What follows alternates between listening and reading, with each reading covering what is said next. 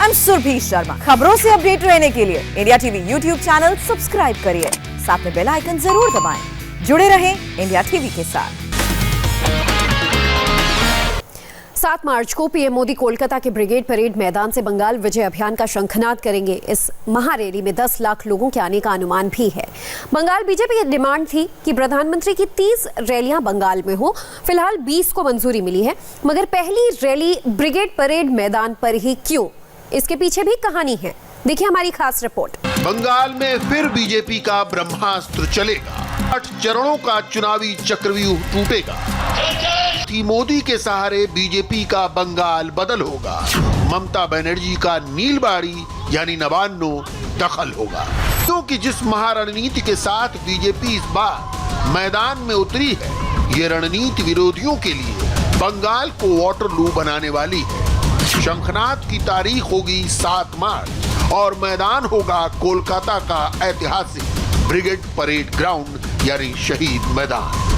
PM Modi की marathon रैलियों का रेला 7 मार्च से ही शुरू होगा। 7 मार्च को कोलकाता के ब्रिगेड परेड ग्राउंड में महारैली होगी। 2019 में कोलकाता के ब्रिगेड परेड ग्राउंड में ही मोदी की महारैली हुई थी। इस रैली में ममता के महाजोट की रैली से भी ज्यादा भीड़ जुटी थी। 2019 में बीजेपी ने लोकसभा की 18 सीटें जीतकर सबको चौंका दिया।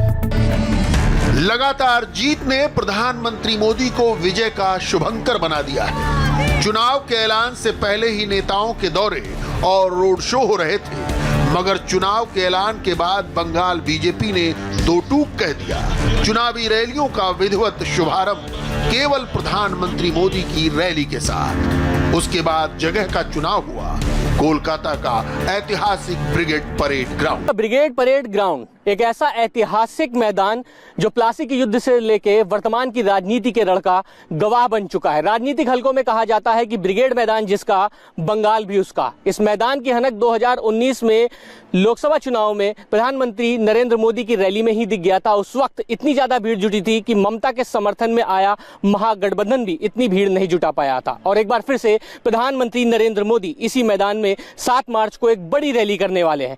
इस मैदान की अहमियत आप इसी बात से समझिए कि कुछ दिन पहले आईएसएफ, कांग्रेस और कम्युनिस्ट पार्टी ने अपना शक्ति प्रदर्शन किया था और 10 लाख से ज्यादा की भीड़ जुटाने का दावा किया था। और इसी मैदान से 1980 से 90 के दशक में ममता बनर्जी ने एक नारा दिया था कि बदला नहीं, बदलाव चाहिए। और उस वक्त कम्युनिस्ट पार्टी की सरकार ममता बनर्जी ने गिरा दी थी। और एक बार फिर से जब प्रधानमंत्री नरेंद्र मोदी इस मैदान में सभा करने वाले हैं, तो लोगों को उम्मीद है कि पश्चिम बंगाल में एक नई बदलाव की बयार आएगी और कहीं ना कहीं एक नई सियासत और राजनीति की दशा और दिशा तय की जाएगी।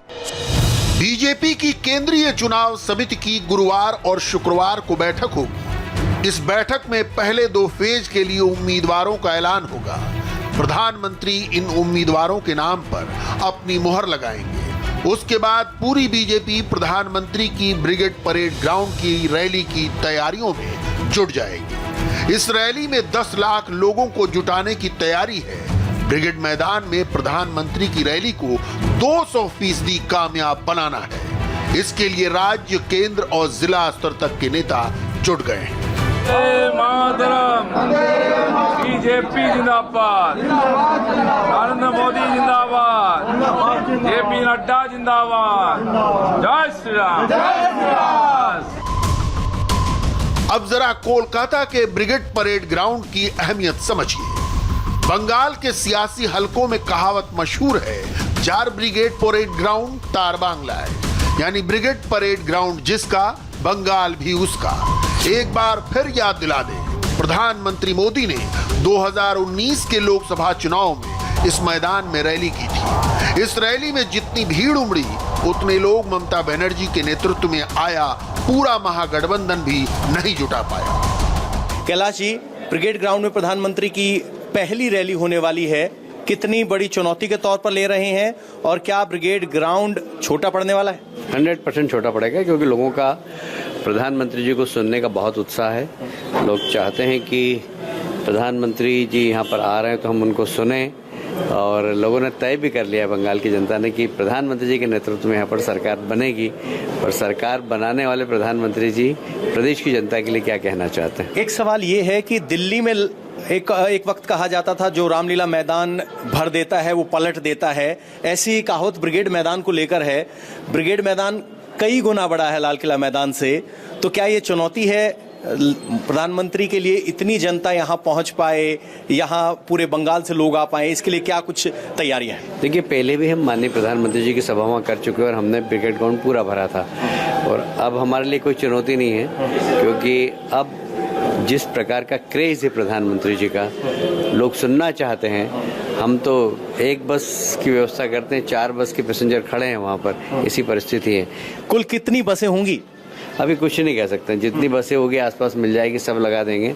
और हमें तो ऐसा लगता है कि लोडिंग गाड़ियां भी लगाना पड़ेगी काफ़ी, और चूंकि ट्रेन बंद है तो उसके कारण भी काफ़ी परेशानी आ रही है, पर फिर भी एक बड़ी सभा होगी, बंगाल के इतिहास की सबसे बड़ी सभा है। ब्रिगेड ग्राउंड पर संकेत मायने रखता है? ब्रिगेड ग्राउंड पर निश्चित रूप से मायने रखता है, क्योंकि ब्रिगेड ग्राउंड भरना अपने आप में एक बहुत बड़ी चुनौती रहती है, पर हमारे लिए कोई चुनौती नहीं है, क्योंकि जनता में बहुत उत्साह है। तो क्या टीएमसी के अंत की शुरुआत कही जा सकती है? 6 तारीख को झलक देखने को मिलेगी? वो तो है ही, टीएमसी का अंत तो निश्चित है, पर उस दिन मोहर लग जाएगी। इस मैदान को अंग्रेजों ने प्लासी की जीत के बाद अपनी फौज की परेड के लिए बनाया था। फौज फोर्ट विलियम किले में रहती थी। यूं तो इस मैदान का राजनीतिक इस्तेमाल आजादी की लड़ाई के दौर में ही शुरू हो गया था, मगर इसकी राजनीतिक अहमियत सबसे पहले वामपंथी दलों ने पहचानी। 29 जनवरी को वामपंथियों ने सोवियत नेता निकोलाई ख्रुश्चेव को आमंत्रित किया। प्रधानमंत्री जवाहरलाल नेहरू और पश्चिम बंगाल के मुख्यमंत्री विधान चंद्र रॉय भी अगवानी में आए। 6 फरवरी 1972 को बांग्लादेश बनने के बाद शेख मुजीबुर रहमान की रैली हुई। 10 लाख की रैली को शेख मुजीब और इंदिरा गांधी ने संबोधित किया। 1977 में आपातकाल के बाद इंदिरा गांधी के खिलाफ यहां आवाज उठी। 1988 में राजीव गांधी के बोफोर्स घोटाले के खिलाफ भी ब्रिगेड ग्राउंड में रैली हुई। 25 नवंबर 1992 को जब ममता कांग्रेस में थी, लेफ्ट के खिलाफ रैली करवाई। रैली के बाद कांग्रेस ने सीपीएम के खिलाफ ममता को चेहरा बनाया। इसी मैदान ने ममता को बंगाल में लेफ्ट का काल बना दिया। इसी मैदान से ममता ने बदला नहीं बदल का नारा दिया। अब बीजेपी इसी मैदान से बंगाल में बदलाव के अपने अभियान की शुरुआत करेगी, जिसका शंखनाद करेंगे बीजेपी के महारथी मोदी। प्रधानमंत्री मोदी की ब्रिगेड मैदान की रैली शक्ति प्रदर्शन, भव्यता और संख्या बल के लिहाज से बहुत ग्रैंड होगी। हालांकि इसके बाद की जो रैलियां होंगी वो अलग ढर्रे की होंगी, अपेक्षाकृत छोटी होंगी, और उसके मार्फत बंगाल के हर एक कोने को छूने की कोशिश की जाएगी। वैसे तो बंगाल बीजेपी इकाई ने पीएम मोदी के तकरीबन 30 रैलियों की डिमांड की थी, लेकिन बीजेपी केंद्रीय नेतृत्व ने अब तक 20 रैलियों को मंजूरी दी है। पीएम मोदी औसतन एक दिन में 3 रैलियों को करेंगे। जरूरत के हिसाब से पीएम की रैलियों की संख्या और भी बढ़ाई जा सकती है। अब की बार 200 पार का नारा दे रही बीजेपी बंगाल में सरकार बनाने को लेकर पूरी तरह आश्वस्त है। प्रधानमंत्री के अलावा भी उसके बड़े नेता मसलन गृह मंत्री अमित शाह 50 से ज्यादा रैलियां और रोड शो करेंगे। रक्षा मंत्री राजनाथ सिंह की 30 रैलियां तय हैं। जेपी नड्डा तो लगातार बंगाल का दौरा कर रहे हैं। स्मृति ईरानी के भी कार्यक्रम लगे हुए हैं। बीजेपी नेताओं को भरोसा है कि इस बार ब्रिगेड परेड ग्राउंड का धक्का ममता बनर्जी को सत्ता से बाहर का रास्ता खा देगा। हाय, आई एम सुरभि शर्मा। खबरों से अपडेट रहने के लिए India TV YouTube channel subscribe करिए, साथ में बेल आइकन जरूर दबाएं। जुड़े रहें इंडिया टीवी के साथ।